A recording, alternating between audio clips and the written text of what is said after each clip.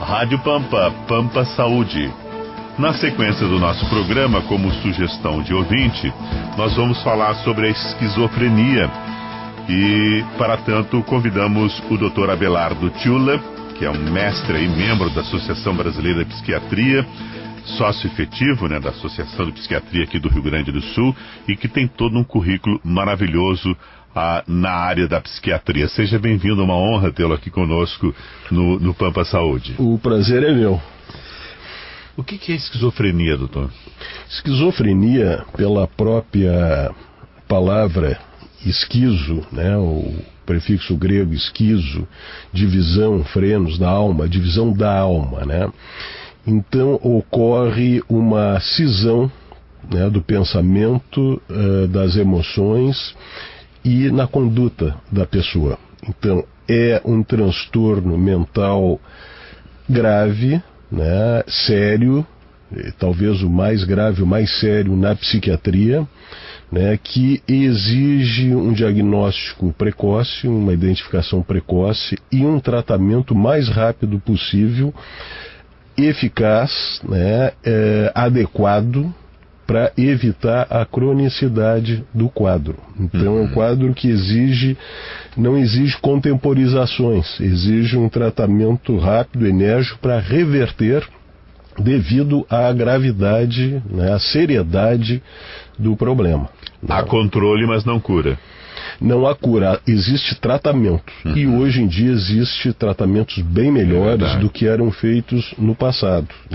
Estamos acabando com certos estigmas e tal, Exatamente, porque, como eu disse, havendo um tratamento adequado, precoce, há a possibilidade de reversão do quadro. 1/3 dos pacientes que são tratados, bem tratados logo no início do transtorno, ficam bem, reverte. O outro terço também tem uma resposta boa, mas às vezes pode ficar o que nós chamamos de defeito esquizofrênico, alguma coisinha, algum problema residual, que seria o maniático, algum sintoma, alguma coisa que fica ainda de resíduo. E o outro terço são as esquizofrenias refratárias, aquelas que vão para um curso de processual, que se diz vai tendo uma certa deterioração. Certo. A pessoa nasce ou se torna esquizofrênico? Ou tem as duas coisas? Existe uma predisposição genética. Hoje em dia sabe que existe uma predisposição genética que em estudos de gêmeos univitelíneos, gêmeos e idênticos, 50% deles vai ter esquizofrenia. Então lá pelas tantas, um fica esquizofrênico, a probabilidade dos dois serem esquizofrênicos é 50%, mas pode um ficar e o outro não. Então não dá para se atribuir tudo à genética. Então tem outros fatores psicológicos, sociais, psicossociais que também contribuem e outros fatores específicos a alguma coisa que ocorra no desenvolvimento. Hoje em dia lá pelas tantas, no meio do caminho, adulto já? Exatamente, Geralmente a esquizofrenia aparece antes dos 25 anos, Mas ela pode ser precoce, ela pode aparecer na infância, como também ela pode aparecer tardiamente, mas o período que ela se manifesta é geralmente antes dos 25 anos, próximo aos 25 anos, naquele período que o jovem vai enfrentar certos desafios em contato com a realidade. Então é muito comum no início da universidade, no momento aquele de enfrentar mudança, o serviço militar, uma responsabilidade que ele entra um choque frente à vida. Então a gente vê que há uma fragilidade do ego, geralmente às vezes até pela sensibilidade da pessoa. Mas etiologicamente, como colocávamos, existe um componente genético e também outros fatores. Hoje em dia até se vê fatores assim como vírus, durante a gravidez, mães que tiveram gripes, viroses. Rádio Pampa. Tem mais, não que vá ocorrer, claro. Mas tem mais probabilidade de ter uma criança esquizofrênica, mas também não é um fator assim, que não existe um fator determinante, é multifacetado. Por isso que o tratamento tem que ser individual para cada caso, né, ver qual o fator que está influenciando mais, se é o fator genético, se é o fator familiar, o que levou a desencadear. Então se fala assim que seria um perfil esquizofrênico que a pessoa teria para a esquizofrenia. Seria a história familiar, a genética, não necessariamente todas as pessoas que têm caso de esquizofrenia na família vão ter problemas. Às vezes socorre, tem famílias que têm ter passado esquizofrenia, depois passa a não ter mais, né? Mesmo pela vai misturando as famílias e tal, como também tem famílias que não ocorrem, passam a ocorrer. Então isto seria, assim, a princípio seria isso, né? As pessoas que têm preocupação de dúvidas e dúvidas também na família, começa como delírios, alucinações, que tipo de sintoma que faz com que o parente se preocupe? Geralmente, o primeiro, como se diz em medicina, os pródromos, os primeiros sintomas da doença, né, da esquizofrenia, eles são retraimento, o isolamento da pessoa, né, isto tanto em adultos jovens como as crianças, elas começam a ficar mais isoladas, retraídas. E ela pode começar de duas formas, a esquizofrenia, ou de uma forma abrupta, com sintomatologia, digamos, florida, que é a desorganização do pensamento, como eu falava. A esquizofrenia, pelo próprio nome, a divisão da alma, divisão do pensamento, então o pensamento fica desorganizado, desagregado. Isso significa a pessoa não diz coisa com coisa, né? Então, e os sintomas acessórios, que seriam alucinações, né, e delírios, e os delírios. Então essa seria a sintomatologia mais abrupta, que às vezes é bom quando aparece assim, porque logo se identifica e se já se faz um tratamento intensivo para reverter. Mas pode começar, como eu dizia, mais insidiosa, mais aos poucos, a pessoa só se retrai, se isola, e até aos poucos, até descobrir, lá pelas tantas já está alucinando, já está delirando, e aí começa a ficar mais confuso, o pensamento atrapalhado, e vai indo num processo. Mas também tem tratamento quanto antes, né? Se trata. Então tem essas duas maneiras. Uma maneira abrupta de aparecer, a pessoa fica psicótico de uma hora para outra, sai do ar, a pessoa está muito bem, assim, ela pelas tantas fica diferente, totalmente diferente. Então os relatos são, a pessoa está no trabalho, daqui a pouco começa a não dizer coisa com coisa, fica atrapalhado, fica delirante, fica com fantasia, é o surto, exatamente, né? Ou está no lazer, ou está numa praia, ou está no lugar, muda do nada. Ou aquilo que eu disse, vai iniciando gradativamente, se isolando, retraindo, ficando quieto, taciturno, vai mudando, e as pessoas veem que a pessoa está mudando. O que está acontecendo? Mas é uma mudança assim, fria, às vezes não tem um desencadeante, uma explicação clara, o que está se passando com a pessoa, né? No popular, geralmente, as pessoas imaginam, e se diz, é um esquizofrênico, uma pessoa até que é um pouco artista, um pouco estranho, misterioso. Tem sentido isso, de que muitos artistas sejam esquizofrênicos, e daí o porquê e a razão da sua bela arte? Não, são coisas diferentes, né? É folclore isso. É folclore. O artista, ele sempre é original, né? E ele sempre está um passo à frente, né? Ele tem uma percepção assim muito grande das coisas, né? A gente não sabe se vem primeiro a arte ou a realidade, né?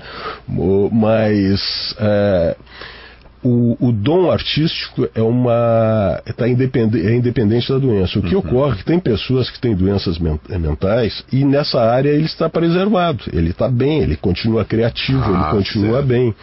Né? E às vezes até certas características da doença pode até ajudar no ponto de uma perseverança, daí que eu me referi. De uma fantasia, mas não estaria necessariamente ligada Rádio Pampa.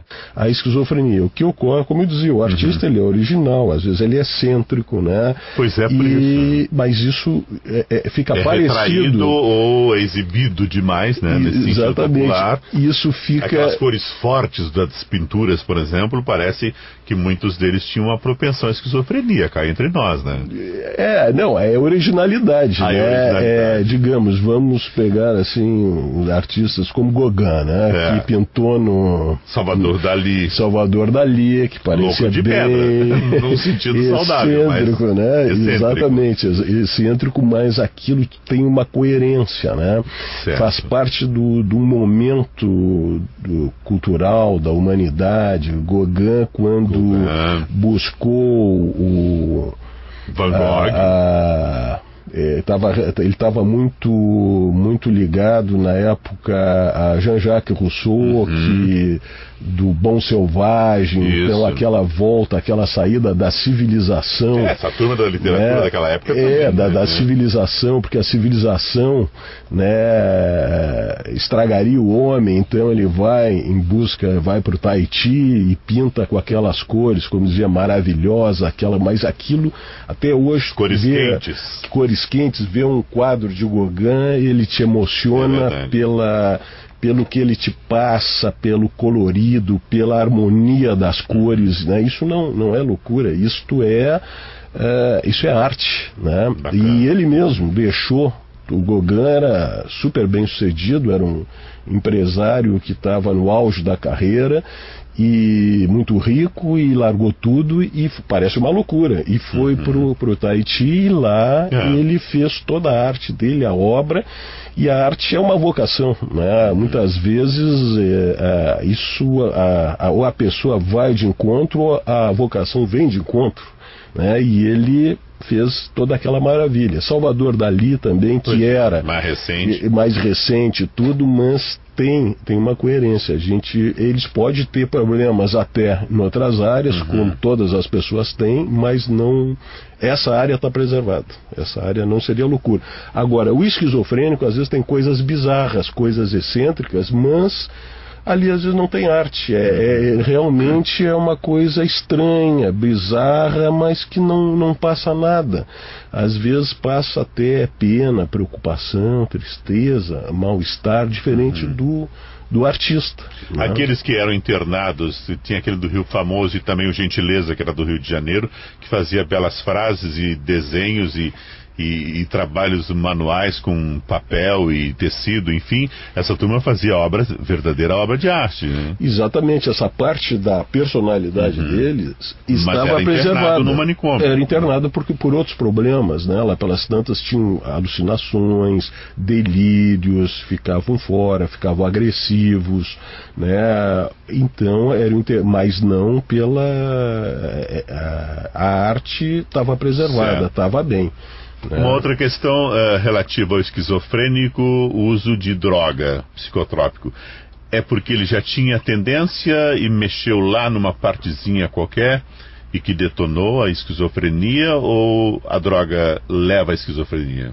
Não, aí já existe uma predisposição. Tem muitos casos hoje constatados. Né? Exatamente, mas até esse assunto que tu colocaste é muito bom, é muito importante colocar isso no teu programa, que hoje em dia tem vários trabalhos que comprovam, né, que o uso da maconha é uma droga, né, é um alucinógeno. Por isso. Né, não tão potente como o LSD, né, que é coisa que química. Também é alucinógeno, mas a maconha, apesar de ser natural, né, ela é um psicodisléptico, ela é um alucinógeno, e o uso da maconha antes dos 18 anos, né, leva a um número bem maior de esquizofrenia. né? Desencadeia a esquizofrenia. Desencadeia, não bem lembrado. Desencadeia em cima dessa situação assim, a pessoa tem uma certa predisposição, se não usar maconha lá pelas tantas não vai aparecer, mas o uso da maconha,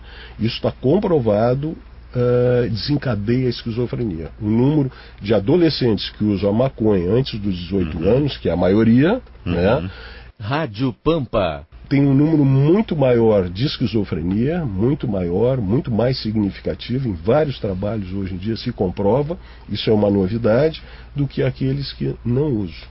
Então a maconha, essa apologia toda da maconha, não é algo tão inócuo assim, né? Ela é problemático. Então isso serve como um alerta, né? Não vamos achar, não, tudo bem, a maconha, além do risco do adolescente ficar viciado, aí entrar numa fase assim de falta de energia, de anedonia, fica desligado, o estudo, né, começa a dar para trás, há um desinteresse por tudo, não rende mais de nada, e o pior, se torna um hiato na vida da pessoa, se a pessoa usa maconha 10, 15 anos, e vai devagar. Tem pessoas que às vezes conseguem usar e tem capacidades, mas o fulano usa e tira notas boas, é inteligente, mas sempre traz um prejuízo para a personalidade. Se não usar, vai estar muito melhor. Nesses diversos estágios de esquizofrenia, vamos chamar assim, geralmente ele tem noção esquizofrênico do seu problema, da sua questão? Esse é um dos problemas da psicose, falta a crítica da situação. Ele perde a crítica, né? Enquanto ele está em crise, ele não tem crítica, né? Ele acha que ele está bem, que ele está coerente naquilo. Daí dificulta o tratamento. Dificulta, aí é uma das resistências para o tratamento, é a falta de crítica, né? E isso é uma das coisas que determina a psicose, né? Caracteriza a psicose é a falta da pessoa se dar conta, porque o neurótico se dá conta, ele sofre com o problema, ele sabe que tem um problema. Tem essa diferença. Né? Digamos, quando falávamos o maniático, obsessivo compulsivo, que toda hora vai verificar a porta, vai verificar isso e aquilo, ele sabe, tem alguma coisa errada comigo, isso aí está demais, é um desconforto, então ele tem a crítica. Agora, na psicose, não, ele não se dá conta que ele mistura a realidade com a fantasia. Então, a fantasia dele, ele acha que aquilo é normal, o mundo interno com o mundo externo, então ele pensa, tem delírios, ele essa acredita. Essa coisa messiânica tem sentido com a esquizofrenia? Tem sentido, né? E na esquizofrenia existe vários tipos de delírios, né? Delírios perceptórios, de grandezas, místicos, né? Então tem várias facetas que é uma fantasia. Pessoa fantasia lá pelas tantas, que é Jesus Cristo. O mundo da política está cheio aí, né, doutor? Também. Eu acho que o mundo da política... Mas desses messiânicos que são um novo Cristo, essa coisa é por aí, né? Olha, aí é uma linha tênue. Depende, né, da malandragem dele, né? Exatamente. Muito interessante. Tem situações que são patológicas e até onde é doença e até onde, como dissesse, é doença quando ele realmente acredita naquilo e não é doença quando ele está usando por malandragem. Exatamente. Que fique claro, a gente está brincando, mas ali é uma questão séria. Existe uma crítica, né, da situação, né? A pessoa sabe que aquilo ali não é a realidade. Constatado esquizofrenia, faz o quê? Que tipo de acompanhamento tem que ser feito ou muda muito, depende do paciente? Bom, constatada a esquizofrenia... Para levar uma vida normal, digamos. Para levar uma vida normal, né?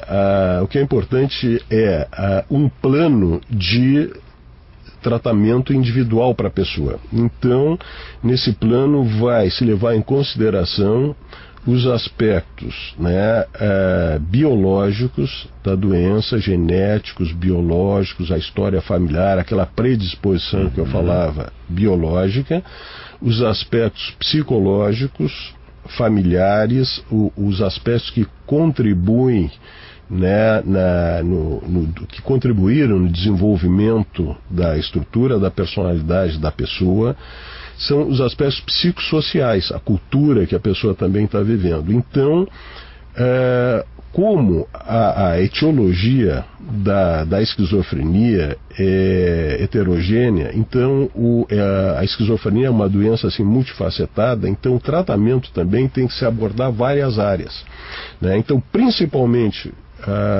no tratamento da esquizofrenia, como existe uma predisposição biológica, já se sabe que, pelo todos os estudos da neurociências, que o cérebro, pelos estudos de ressonância magnética, que o cérebro do esquizofrênico é diferente. Né? Existem alterações na área frontal, no hipocampo, na amígdala cerebral, no cerebelo. Então, Rádio Pampa é um cérebro diferente, e a medicação, os psicofármacos são fundamentais, né? Não se admite hoje tratar um caso de esquizofrenia sem usar um psicofármaco, né?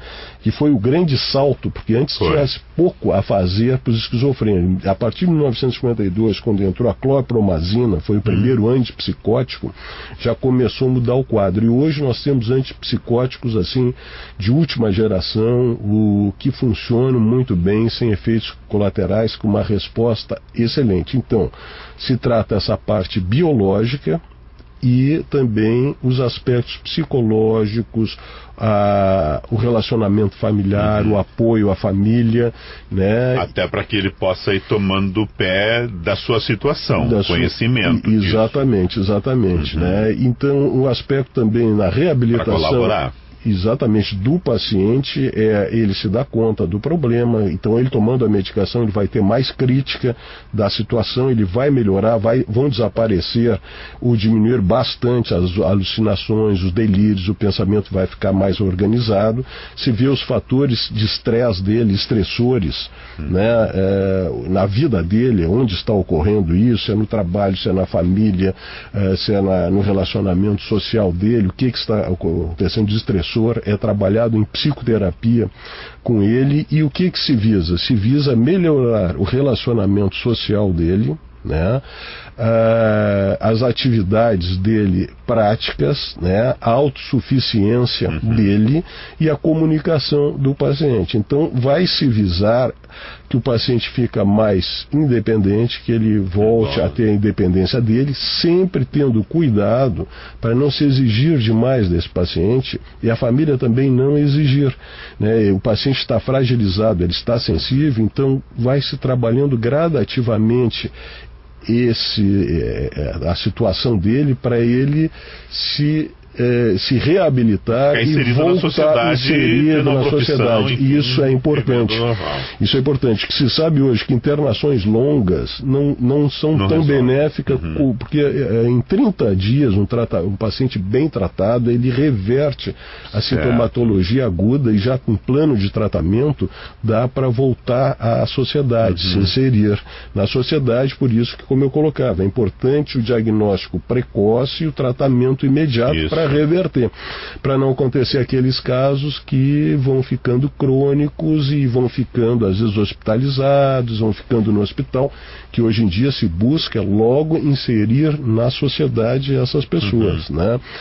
E buscar aquela parte sadia. Como nós falávamos, que as pessoas têm partes sadias. Às vezes pode ser um esquizofrênico, mas na arte ele está bem. Envolve, né? E nem todo esquizofrênico tem dom artístico. Às vezes acho que porque é esquizofrênico vai ter dom artístico. Não. Mas se ele tem a propensão, onde essa parte sadia dele for reforçada, ajuda a tratar aquela parte que está doente, né? Aquela outra parte, né? Só que a pessoa um todo, a gente falar de partes também não é o caso, porque nós estamos dividindo a personalidade dele. Ele é um todo, mas as coisas boas saber reforçadas. Como canalizar o positivo que isso tem. Como todas as pessoas. Todas as pessoas têm características, têm aspectos bons de personalidade que tem que ser reforçado e trabalhar aquilo que precisa melhorar em cada um, né? Tá certo. Pena que estourou nosso tempo. Pampa Saúde, conversamos com o Dr. Abelardo Ciulla. Fique à vontade, um site, um endereço, um telefone, até para que os ouvintes possam tirar as suas dúvidas, onde o senhor atua, enfim. Certo. Bom, o meu site é psiquiatra em Porto Alegre, né? Procurando por Clínica Psiquiátrica Ciulla, né? Ou Ciulla, C-I-U-L-L-A, né? No Google vai achar, né, o site. Clínica Ciulla que aparece. Clínica Ciulla aparece, o meu nome também aparece, e eu trabalho, a minha equipe é com meus filhos, é o Leandro Ciulla, a Verônica Ciulla, a gente tem a nossa equipe psiquiátrica aí, e a gente está sempre à disposição aí para dar uma informação, para ajudar, para informar, né? Como a nossa missão de médicos é essa aí, de a gente estar para fazer o melhor, né? E como nós somos apaixonados pela psiquiatria, então a gente faz de maneira apaixonada, com toda a boa intenção de melhorar, de trazer o que tem de mais recente, de mais moderno e que realmente seja eficaz e com resultados. Tá bom, obrigado, doutor. Eu que agradeço a oportunidade.